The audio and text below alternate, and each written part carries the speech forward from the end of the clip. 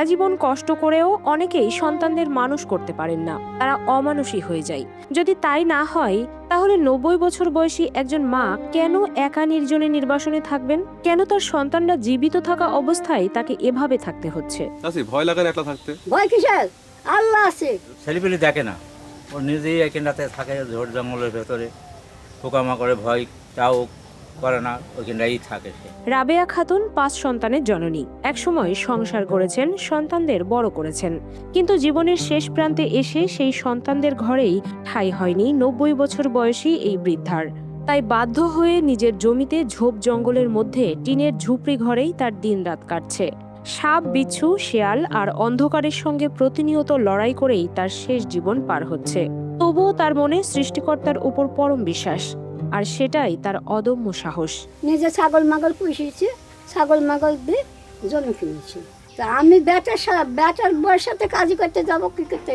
আমার যা ছিল বেশি কিনে আমি জমি কিনেছি, আমার জায়গায় আমি থাকি। তিনখান কিনেছি, ঘর করবো। ঘর করার মতন পয়সা হয়নি, করতে পারিনি।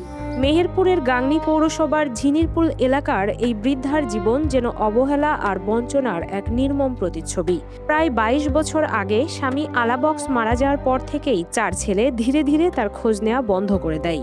একমাত্র মেয়ের বিয়ে হয়েছে মেহেরপুরে, কিন্তু বার্ধক্যের এই সময়ে কোনো সন্তানই তাকে আশ্রয় দিতে পারেনি। এদেশে যখন আসে, আলাবক্স বিলি নাম ওনার স্বামীর নাম।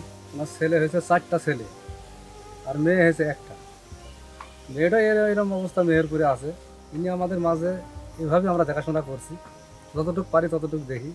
কিন্তু ছেলে মেয়েটা একটু আসে, ছেলেরা কোনো প্রকারটাই করে না। পৌর কর্তৃপক্ষ মানবিক দৃষ্টিকোণ থেকে তার ঝুপড়ি ঘরে একটি বৈদ্যুতিক বাতির ব্যবস্থা করে দিয়েছে। তবে এখনও নিরাপদ বাসস্থান, নিয়মিত খাবার ও প্রয়োজনীয় চিকিৎসা সেবার মতো মৌলিক চাহিদা থেকে এই বৃদ্ধা বঞ্চিত। একসময় ছাগল আর মুরগি পুষতেন এই বৃদ্ধা, এখন তাও করতে পারেন না। ছাগল পুষেছি, মুরগি পুষতে, এখন পুষতে দেয় না। এইসব জোর জঙ্গলে শিয়াল কুকুরে খাই দেবে, কে পুষতে? ওনাকে আমি অনেকদিন জিজ্ঞাসা করছি যে আপনি এখানে কেন থাকেন, আপনি ছেলেদের কাছে যাবেন।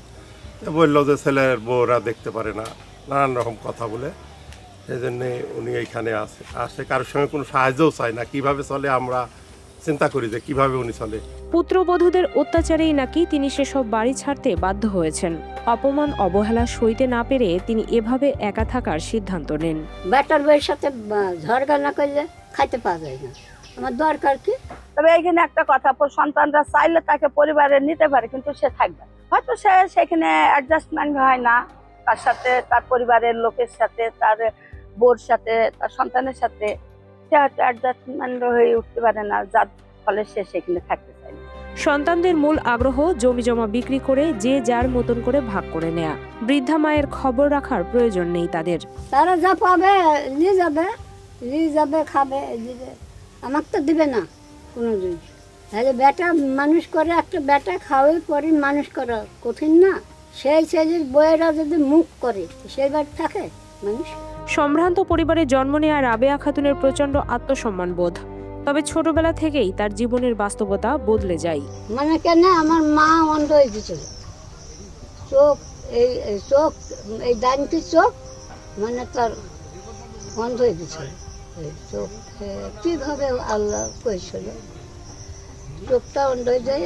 চিন্তা হচ্ছে মা জননী তারই চোখ সরত না, তো কারপুর দাবি করবো, কারপুরে জোর করবো, জোর দাবি করবো। মাটাই যার কাছে খাবো করবো, সেই তো অসৎ, কার কাছে দাবি করবো। মায়ের অন্ধত্বের কারণেই তার বাবা দ্বিতীয় বিয়ে করেন। পরবর্তীতে দ্বিতীয় পক্ষের সন্তানরাই তার সমস্ত সম্পত্তি পায়। বাবার কাছ থেকে বঞ্চিত হওয়াটাই তার জীবনের সবচেয়ে বড় দুঃখ। তাই হয়তো এই বৃদ্ধা এখন আর কিছুতেই কষ্ট পান না, অবিচল থাকেন। আমার বাপ এই দুঃখ লাগছে খালি এখানে গো, যে বাপ এই কাজ করছিল, আমার মার চোখের জন্য কাজ করছিল। তো কাজ করলে ভালো করে, বেটা বিটে তো একই, তো তোমার বেটা বিটে তো সবই এক। পিসকারটার ছেলেও যা তোমার হবে, আগকারটার ছেলেও তাই হবে। তো বাপ ওই সব ছেলে পিড়িকে বিয়া দেখছি রাখতে জন্য দিয়েছে। তিনি কখনোই মানুষের দাঁড়িয়ে দাঁড়িয়ে গিয়ে সাহায্য চান না। কেউ স্বেচ্ছায় খাবার বা প্রয়োজনীয় কিছু দিলে শুধুমাত্র সেটাই গ্রহণ করেন। তিনি নিজে থেকে সরকারি সাহায্যও চাইতে যান না। কোনো কোনো লোক বলতে পারে যে এই সরকারের লোক যে ওই মেয়েটা এসে আমাদের ছিল এই চাইলো কি সেই চাইলো কি ওয়াই চাইলো ওয়াই চাইলো। এক একটা বাড়িতে দেখো গা 3 করে তোমার রেশন হয়েছে, 3 4 করে রেশন। আমার বাড়িতে একখান পাবা, একখান পাবা না। জীবনের শেষ প্রান্তে এসে রাবেয়া খাতুনের এখন সবচেয়ে প্রয়োজন নিরাপদ একটি ঘর। এই বৃদ্ধার জীবনকে নিরাপদ করতে সরকারি সহায়তা কিংবা সমাজের বিত্তবান মানবিক হৃদয়ের মানুষের এগিয়ে আসা প্রয়োজন বলে মনে করেন স্থানীয়রা। তবে তার খোঁজ নেওয়ার লোক আসলেও কেউ নাই, এটাই বড় কথা, যে তার কেউ খোঁজ নেবে কি, তাকে কেউ দেখবে, তার কেউ কি করবে। সবাই আহা করে চলে যায়, কিন্তু সে যে আরামে দীর্ঘদিন খাবে কিংবা কিছুদিন খাবে তার কিছুদিনের ব্যবস্থা কেউই করে না, এরকম পদক্ষেপ কেউই নেয়।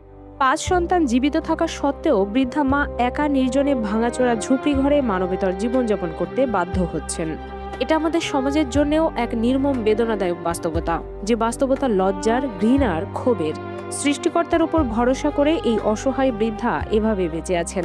তবে মানুষ হয়ে মানুষের প্রতি আমাদেরও দায়িত্ব রয়ে যায়। সেই দায়িত্ব পালনে কেউ এগিয়ে এলেই মানব সমাজের মান রক্ষা হবে। খুব কষ্টে থাকে, কেউ দেখে না ওকে, ছেলে মেয়ে সবই আছে, কেউ ওকে খোঁজ খবরও নেয় না। ওর মতন দুঃখিনী কেউ নাই, বুঝলেন। একজনে যদি হুকুম করে যে মা তুমি একটু এই ধানটা একটু ঝেড়ে দাও দিনে, সে ঝেড়ে দেবে। ধানটা শুকিয়ে দাও দিনে, শুকিয়ে দেবে। এই বয়স এ মুরব্বী মানুষ, খুবই দুঃখজনক, বুঝলেন। এমন হতদরিদ্র সুবিধাবঞ্চিত জীবন পার করেও এই বৃদ্ধার কণ্ঠে আফসোস নেই। তিনি যেভাবে আছেন সেভাবেই খুশি আছেন বলে জানান। তার নাকি কষ্ট নেই, তবে তার এই জীবনযাপন দেখলে বিবেকবান বিত্তবানরা কি দায় এড়িয়ে যেতে পারবেন? মনে কষ্ট লাগে না তখন? কষ্ট কিছু, আল্লাহ যেভাবে রাখবে সেদিন থাকতে হবে। আল্লাহ যদি যেভাবে রাখবে সেভাবে থাকতে হবে। আজ তোমার কাছে জোর কর না আমাকে এই দাও ওই দাও, যেদিন মরি যাবো সেদিন মা খাকি, তাহলে কি হবে? আমার মা খাকি চিন্তা আছে, শোনো সব শুনে। কি চাওয়া পাওয়া আছে? কোনো চাওয়া পাওয়া আছে? আমার সব আছে, আমার কিছু নাই এমন কথা না।